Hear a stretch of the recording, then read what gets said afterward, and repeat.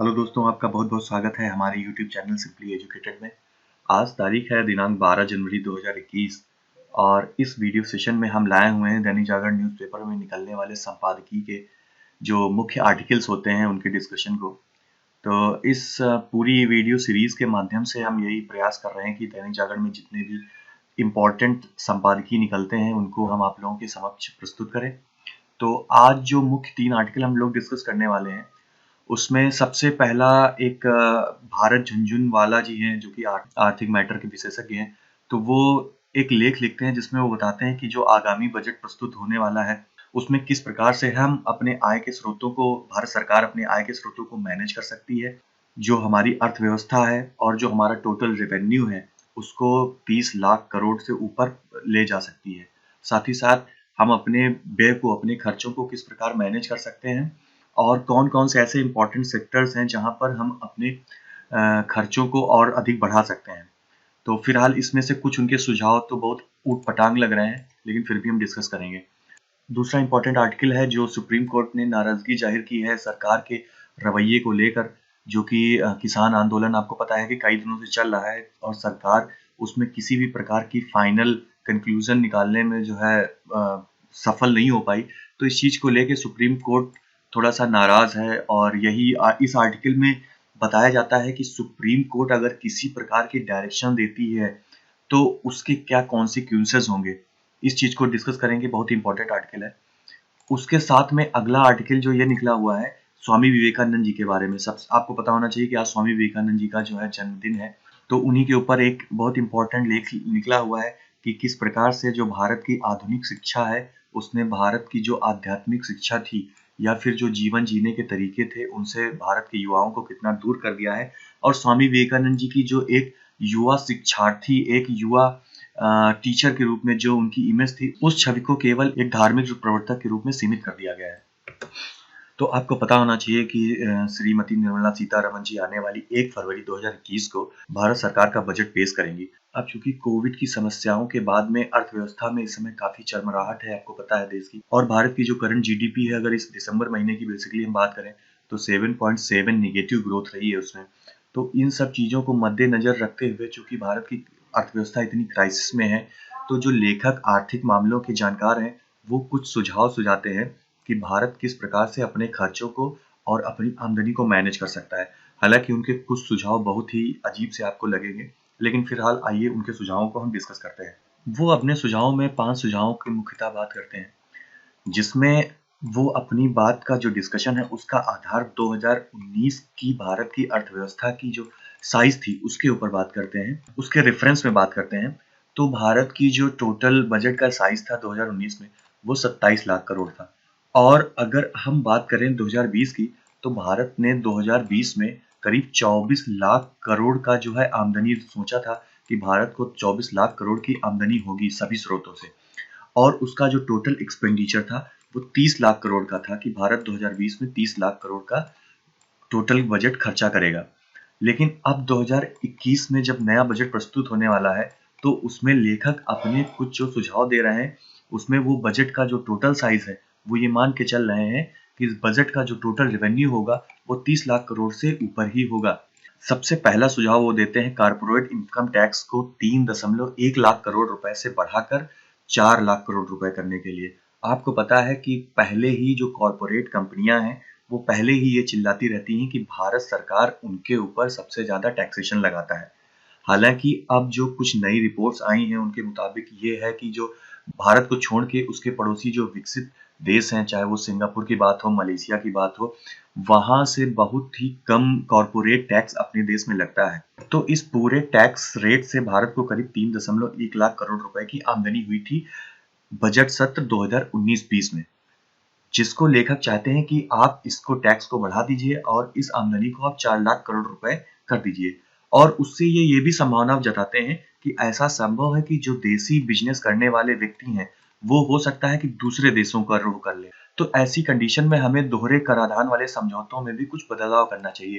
इसको हम इस प्रकार समझ लेते हैं कि मान लीजिए अगर कोई कंपनी ए इंडिया में है और वही कंपनी सिंगापुर में भी है, तो अगर ये कंपनी अपने कुछ माल सिंगापुर में भेज रही है, सिंगापुर में कुछ माल बेच रही है, तो इंडिया और उसका उसका रेवेन्यू अगर वो अपने अकाउंट में दिखा रही है, तो ऐसा पॉसिबल है कि इंडिया में भी उसके ऊपर टैक्स लगे उस टोटल रेवेन्यू को लेकर, और साथ ही साथ जो सिंगापुर में उसने बिजनेस किया है उसको लेकर सिंगापुर की अथॉरिटीज भी उसके ऊपर टैक्स लगाए।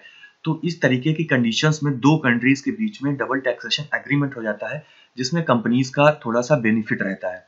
तो यही बात वो करते हैं। लेकिन फिलहाल ये सुझाव तो मुझे सही नहीं लगता है। फिलहाल आगे देखते हैं दूसरा सुझाव उनका क्या है। दूसरा सुझाव उनका ये है कि जो इनकम टैक्स है, इनकम टैक्स से पिछली बार जो टोटल रेवेन्यू प्राप्त हुआ था भारत को वो 2.8 लाख करोड़ था, जिसको वो चाहते हैं इसको भी वो 4 लाख करोड़ कर दे। अब इससे नुकसान क्या होगा? इससे नुकसान ये होगा कि जो उच्च मध्यम वर्ग आय वाली जो व्यक्ति हैं, उनकी मांगे प्रभावित हो जाएंगी। ऑब्वियस सी बात है, क्योंकि अगर आप किसी व्यक्ति के ऊपर ज़्यादा इनकम टैक्स लगाएंगे, तो उसकी जो इनकम होगी उसमें से कटौती हो जाएगी, और जब कटौती हो जाएगी तो वो बाजार से सामान उस मात्रा में नहीं खरीद पाएगा जिस मात्रा में वो पहले खरीद रहा था। तो इस तरीके से बाजार की मांग पर भी इफेक्ट पड़ेगा। लेकिन लेखक कह रहा है कि इसकी भरपाई हम दूसरे विकल्पों से कर सकते हैं। उसकी आगे ये चर्चा करेंगे। तीसरा सुझाव जो बताते हैं ये कि जो जीएसटी कर है, उससे पिछली बार भारत को 6.1 लाख करोड़ रुपए इनकम हुई थी, 6.1 लाख करोड़, जिसको वो चाहते हैं कि इसको घटाकर 4 लाख करोड़ कर दिया जाए। यानी कि वो कारपोरेट टैक्स, इनकम टैक्स और जीएसटी टैक्स, इन तीनों को फिलहाल 4-4 लाख करोड़ की इनकम कैटेगरी में लाना चाह रहा है। जीएसटी के कम होने का फायदा ये होगा कि जो आम आदमी, क्योंकि जीएसटी एक इनडायरेक्ट टैक्स है जो कि आप जो भी सामान एक यूज करते हैं उस हर एक वस्तु पर लगभग में जीएसटी लगा होता है। तो इससे अगर जीएसटी कलेक्शन की जो टारगेट है अगर उसको हम कम करते हैं, तो हर एक सामान की जो वैल्यू है वो कहीं ना कहीं कुछ कम हो जाएगी, जिससे डेफिनेटली मांग बढ़ेगी, और जब मांग बढ़ेगी तो उसका उत्पादन बढ़ेगा। यही बात है। चौथा सुझाव वो ये देते हैं कि जो आयात कर है, यानी कि जो इंपोर्ट ड्यूटी है, उसको बढ़ा देना चाहिए। पिछली बार 2019-20 सत्र में 60,000 करोड़ रुपए हमें प्राप्त हुए थे इंपोर्ट ड्यूटी से। अब वो चाहते हैं कि इसको हम 3 गुना बढ़ा दें और इसको 2 लाख करोड़ रुपए कर दें। अब आपको पता है कि इंपोर्ट ड्यूटी क्यों लगती है? जो भी सामान विदेशों में निर्मित होता है और वो भारत में आके बिकता है, तो हम बॉर्डर पर उस पर कुछ इंपोर्ट ड्यूटी लगा देते हैं। अगर हम उन सामानों पर इंपोर्ट ड्यूटी को बढ़ा देंगे, तो वो सामान हमारे देशों की मार्केट में महंगे हो जाएंगे, और जब वो सामान हमारे देश की मार्केट में महंगे हो जाएंगे, तो सीधी सी बात यह है कि जो माल हमारे देश में तैयार हुआ होगा, वो माल सस्ता होगा इन कंपैरिजन टू बाहरी माल, तो हमारे देश का सामान ज्यादा बिकेगा। तो इससे जो नरेंद्र मोदी जी की मेक इन इंडिया और आत्मनिर्भर भारत वाली जो ड्राइव है, वो भी कहीं ना कहीं सक्सेसफुल होगी। और जब हमारे देश का खुद का बना हुआ सामान बिकेगा, तो उससे ज्यादा रोजगार सृजित होंगे और घरेलू मार्केट भी बढ़ेगी। तो चौथा उपाय तो आप लोगों को जरूर अच्छा लगा होगा, और तीसरा उपाय भी आप लोगों को अच्छा लगा होगा। लेकिन चौथे उपाय में एक प्रॉब्लम ये है कि अगर हम लोग इंपोर्ट ड्यूटी को बहुत ज़्यादा बढ़ा देते हैं, तो जो वर्ल्ड ट्रेड ऑर्गेनाइजेशन है, वो फिर भारत के लिए बहुत प्रॉब्लम खड़ी कर देगा, और डेफिनेटली वो इस कदम को क्रिटिसाइज करेगा। और सिर्फ वर्ल्ड ट्रेड ऑर्गेनाइजेशन ही नहीं, बहुत सारी कंट्रीज जिनके साथ में हम व्यापार करते हैं, हमारा माल उनके देश में जाता है, उनका माल हमारे देश में आता है, जैसे यूएसए हो गया, यूके हो गया, या फिर और सारी कंट्रीज, तो वो भी इस चीज़ को क्रिटिसाइज करेंगी। अभी हाल ही में जब अमेरिका के जो हमारे यहाँ के राजदूत थे, जब जब उनका कार्यकाल खत्म हो रहा था, तो उन्होंने भी यही बात कही थी कि जो आपके यहाँ आत्मनिर्भर स्कीम चल रही है, इससे ये नहीं होना चाहिए कि भारत अपने आप को आइसोलेट कर ले, यानी कि भारत दूसरे देशों के सामानों को उसके देश में आने से रोक दे और सिर्फ अपने देश में जो सामान निर्मित हो रहा है उसी को संचालित करे। इससे भारत का काफी नुकसान होगा। पांचवा जो सुझाव वो सुझाते हैं, जो कि आखिरी सुझाव है इनका, पांचवा सुझाव ये सुझाते हैं कि जो सेंट्रल एक्साइज ड्यूटी है वो बढ़ा दे। यानी कि पिछली बार सेंट्रल एक्साइज ड्यूटी से हमें 2.5 लाख करोड़ रुपए का राजस्व प्राप्त हुआ था। अब वो चाहते हैं कि इसे भी हम 4 लाख करोड़ रुपए का राजस्व प्राप्त करने का हमें टारगेट रख देना चाहिए। तो अब आपको पता होना चाहिए कि सेंट्रल एक्साइज जो ड्यूटी होती है उसमें मुख्यतः पेट्रोलियम पदार्थ होते हैं, और जो स्टेट की एक्साइज ड्यूटी होती है उसमें लिकर वाले जो प्रोडक्ट्स होते हैं वो होते हैं। तो अब पेट्रोलियम पदार्थों पर अगर आप एक्साइज ड्यूटी बढ़ाएंगे, तो वो ये भी बता रहे हैं इसके साथ में कि आम आदमी को झटका लगेगा। भैया ऑब्वियस सी बात, झटका लगेगा जब आप पेट्रोल के दाम ऑलरेडी इतने बढ़े हुए हैं और आप पेट्रोल के दाम बढ़ा देंगे, तो सिर्फ आम आदमी को उससे प्रॉब्लम नहीं होती। शायद लेखक अभी समझ नहीं पा रहे हैं इस बात को कि सिर्फ आम आदमी से इसको प्रॉब्लम नहीं होती। आपका जो भी आप हमारी इंडिया में हमारे सामान जो भी बिकते हैं, आपको पता है कि हमारे यहाँ रोड के माध्यम से, सड़कों के माध्यम से ही हमारा सामान एक जगह से दूसरी जगह पर जाता है। अगर आप पेट्रोल के दाम बढ़ाते हैं तो ऑब्वियस सी बात है जो ट्रांसपोर्टेशन कॉस्ट होगी सामान की वो बढ़ जाएगी, और जब ट्रांसपोर्टेशन कॉस्ट बढ़ जाएगी तो सीधी सी बात है कि जो उत्पाद होगा, जो सामान होगा, उसका मूल्य बढ़ जाएगा। इससे ऑब्वियस सी बात है कि आम आदमी की जेब पर भारी बोझ पड़ेगा। तो खैर इस बात के लिए तो लेखक कहीं इस बात का उल्लेख ही नहीं करते। उसके साथ में आगे वो बताते हैं कि केंद्र अन्य मदों से जो है करीब 4.3 लाख करोड़ रुपए कमाता था, और जो टोटल ऋण चाहे वो राज्य सरकार को दिया गया हो या किसी और को दिया गया हो, उससे करीब-करीब 7.7 लाख करोड़ रुपए कमाता था। तो इस तरीके से ये टोटल जो बजट हो गया कमाने वाला, ये बता दिया उन्होंने कि 30 लाख करोड़ रुपया भारत ने कमा लिए। अब ये बात करेंगे कि भारत को व्यय कहाँ-कहाँ करना चाहिए और किस तरीके से करना चाहिए, उसके बारे में भी डिस्कस करते हैं। पहला जो सुझाव ये देते हैं, तो ये बताते हैं कि जो हमारा रक्षा बजट था वो 2019-20 में 4 लाख करोड़ रुपए था। इसको बढ़ाकर 7 लाख करोड़ कर देना चाहिए। तो चलिए ये तो बहुत अच्छी बात है, क्योंकि रक्षा क्षेत्र में हमें अभी बहुत ही हैवी इन्वेस्टमेंट की ज़रूरत है। हमारे देश के बॉर्डर्स आपको पता है सिक्योर नहीं है, पाकिस्तान इधर परेशान किए रहता है, चाइना लगातार अरुणाचल प्रदेश, सिक्किम, उत्तराखंड, जम्मू कश्मीर लगातार वहाँ पे परेशानी बढ़ाए हुए है। उसको हर एक बॉर्डर खाली चाइना का बॉर्डर दिखता है। तो हमें ज़मीनी युद्ध में जो अभी आधुनिक तकनीकों को बहुत ज़्यादा विकसित करना है। लगातार हमारे जो आर्मी चीफ स्टाफ हैं, वो कॉम्बैट रोल में यूज़ होने वाली जो इक्विपमेंट्स हैं, उनको उनमें इनोवेशन की लगातार बात कर ही रहे हैं। साथ ही साथ हमें हमारा जो डिफेंस का जो निर्यात है, जो रक्षा क्षेत्र में हम दूसरे देशों को निर्यात करते हैं, उसमें भी बढ़ोतरी लाने के लिए हमें सबसे पहले तो इन्वेस्टमेंट करना पड़ेगा, तभी हम रिसर्च कर पाएँगे, और जब हम रिसर्च कर पाएँगे तभी हम अच्छे प्रोडक्ट तैयार कर पाएँगे, और तभी पूरे विश्व में उसकी डिमांड होगी। तो ऑब्वियस सी बात है, कहीं न कहीं हमें डिफेंस फील्ड में ज़्यादा से ज़्यादा इन्वेस्टमेंट करने की ज़रूरत है। ये सिर्फ़ हमें व्यावसायिक रूप से ही फ़ायदा नहीं करेगा, इससे एक बेनिफिट ये भी होगा कि हम जिन देशों के साथ में अपनी मित्रता चाहते हैं, जो भी जिनको हम चाहते हैं कि वो चाइना के खिलाफ खड़े हो जाएँ, क्योंकि अभी हमारा मेन जो दुश्मन है, जो विस्तारवादी जिसकी मानसिकता है वो चाइना है, तो हमारा मेन दुश्मन अभी फ़िलहाल चाइना है। तो हम उन देशों को ज़्यादा से ज़्यादा इकोनॉमिक रूप से भी बेनिफिट पहुँचा सकते हैं और डिफेंस रूप से भी बेनिफिट पहुँचा सकते हैं। तो ये तो बात अच्छी करते हैं। दूसरी बात ये कहते हैं कि जो संचार एवं विज्ञान क्षेत्र है, जिसमें 60,000 करोड़ रुपए का खर्च पिछली बार हुआ था, इस बार वो चाह रहे हैं कि 5 गुना इस फील्ड में बढ़ाकर 3 लाख करोड़ रुपए कर देना चाहिए, जो टोटल खर्चा है। यानी कि संचार और विज्ञान का जो क्षेत्र है, वो चाहते हैं कि उसमें हम टोटल खर्चा 3 लाख करोड़ रुपए कर दें।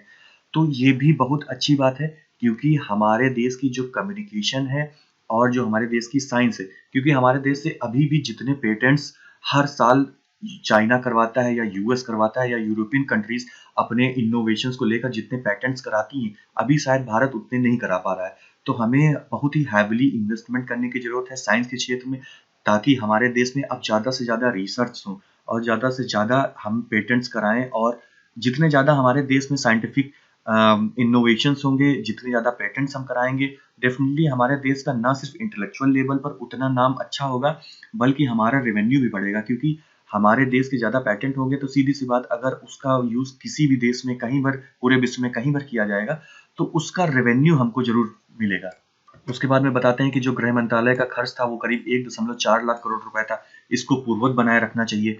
क्यों, इसमें कमी क्यों नहीं करनी चाहिए? क्योंकि आंतरिक सुरक्षा आपको पता है लगातार नक्सलिज़्म का हमारे यहाँ कितना प्रॉब्लम्स रहती है, झारखंड, छत्तीसगढ़ जैसे, और साथ ही साथ जो नॉर्थ ईस्ट स्टेट के जो राज्य हैं, वहाँ पर भी देखिए कितनी प्रॉब्लम्स रहती हैं। वहाँ पर लगातार अलगाववादी आंदोलन चलता ही रहता है। तो इस तरीके से अभी हमारे देश की आंतरिक सुरक्षा को मतलब भर का प्रॉब्लम्स है, और सिर्फ़ यही नहीं, साइबर थ्रेट है हमारे देश में। बहुत सारी जो एनजीओ जो चलती हैं, जिनको बाहर से फंडिंग मिलती है, उसकी वजह से भी कई बार देश की जो स्टेबिलिटी होती है उसके ऊपर प्रॉब्लम्स होती हैं। तो डेफिनेटली अभी हम गृह मंत्रालय का जो बजट है उसको कम नहीं कर सकते हैं। तो ये भी पॉइंट मुझे सही लग रहा है। उसके बाद में जो स्वास्थ्य डिपार्टमेंट है उसमें बताते हैं कि पिछली बार 60,000 करोड़ रुपए खर्च हुए थे, जिसमें वो चाहते हैं कि कोई परिवर्तन न रखा जाए। बस एक चीज़ फ़ोकस की जाए कि जो इसकी रीच है, जो बेनिफिट जिन हम लोगों को दे रहे हैं, उसमें कुछ विशेष लोगों को ना पहुँचा के, यानी कि जो बेनिफिशियरी हैं अभी उनको हमको और रिफाइन करने की ज़रूरत है, कि जो एक्चुअल में नीडी पर्सन्स हैं केवल उन्हीं को हम इन सुविधाओं को, जो हमारी मेडिकल सुविधाएँ हैं,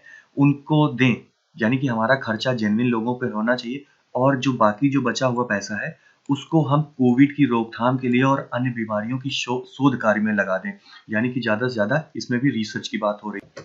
उसके बाद में चौथी बात वो ये करते हैं कि कुछ अन्य मंत्रालय हैं जो बुनियादी संरचना वाले हैं, जैसे सड़क, बिजली, रेलवे इत्यादि। तो वो कह रहे हैं कि इनके खर्चों को आधा कर देना चाहिए, क्योंकि अगर हाईवे आदि का निर्माण 1 वर्ष के लिए अगर स्थगित कर देंगे, तो उससे जो पैसा बचेगा उसको हम बाजार में लगा सकते हैं, और जब हम बाजार में लगाएँगे तो बाजार में माँग उत्पन्न होगी। इस तरीके से जो आर्थिक गतिविधियाँ हैं उनको हम और तेज़ी से इंक्रीज़ कर सकते हैं। हालाँकि लेखक ने एक बात पर ध्यान नहीं दिया है कि जो हाईवे है वो एक कंस्ट्रक्शन बिज़नेस है, यानी कि लेबर इंटेंसिव ये फ़ील्ड है।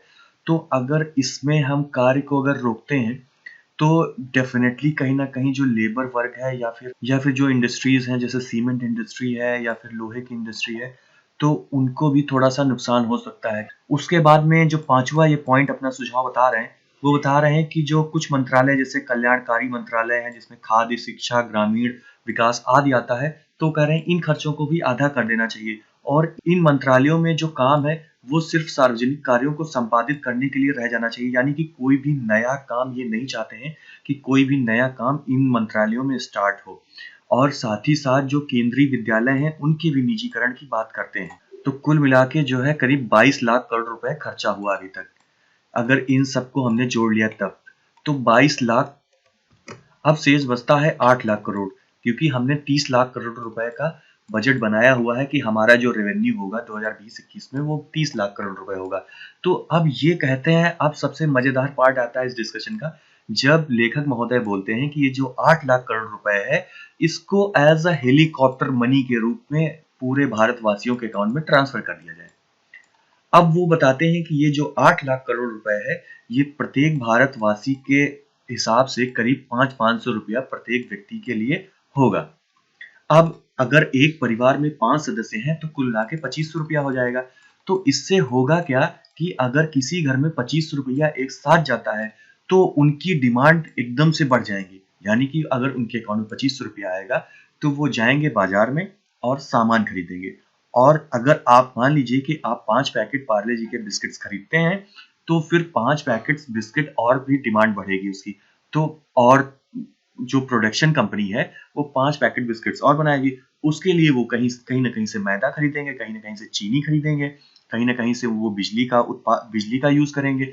फिर उनको आदमियों की ज़रूरत होगी, लेबर की ज़रूरत होगी। जब वो पैकेजिंग के लिए उनको पैकेज वाले व्यक्तियों की ज़रूरत होगी, फिर वो प्रिंटिंग वाले के यहाँ जाएँगे, क्योंकि उनको प्रिंट भी करवाना रहता है जो उनका रैपर होता है। फिर ट्रांसपोर्टेशन के जो व्यक्ति हैं, उनको रोज़गार मिलेगा। तो इस तरीके से बताते हैं कि जो ये हेलीकॉप्टर मनी होगी, इससे बहुत से वर्गों को डायरेक्टली बेनिफिट होगा। तो इस प्रकार आम आदमी के अकाउंट में गई ये हेलीकॉप्टर मनी घरेलू वस्तुओं की मांग में बढ़ोतरी करेगी, और साथ ही साथ जो विदेश वस्तुओं की डिमांड होगी उसमें भी कमी आएगी। तो इस प्रकार स्वदेश में रोजगार के ज़्यादा से ज़्यादा अवसर डेवलप होंगे। तो कुल मिला के लेखक का पॉइंट ऑफ व्यू ये है कि स्वदेशी सामानों की मांग में डिमांड होगी। अगला आर्टिकल हम डिस्कस करेंगे सुप्रीम कोर्ट की नाराजगी से। इस आर्टिकल में बेसिकली ये डिस्कस किया जा रहा है कि जो हमारी जुडिशरी है, जो हमारी न्यायपालिका है, वो किस प्रकार से जो हमारी एग्जीक्यूटिव है और जो हमारी विधायिका है, उसमें बाधा उत्पन्न कर सकती है। आपको पता होगा कि लगातार दिल्ली के जो बॉर्डर एरियाज हैं, वहाँ पर किसानों का आंदोलन पिछले करीब 40-45 दिनों से चल रहा है। किसान अपनी मांगों पर अड़े हुए हैं कि उनको तीनों किसान बिल वापस चाहिए। वो नहीं चाहते हैं कि वो तीनों किसान बिल जो है भारत में लागू हो, और सरकार इस बात पर तैयार है कि वो किसी प्रकार के भी संशोधन अगर कानून में पॉसिबल हैं, तो वो करेगी, लेकिन वो इन तीनों कानूनों को ऐसे जबरन वापस नहीं ले सकती है। अब इन दोनों के बीच में एक काइंड ऑफ डेडलॉक की सिचुएशन आ गई, जहां पर कोई भी कार्यवाही आगे नहीं बढ़ पा रही है। कई चरणों की वार्ताएं हो चुकी हैं, लेकिन अभी तक कोई भी फैसला नहीं लिया जा सका है।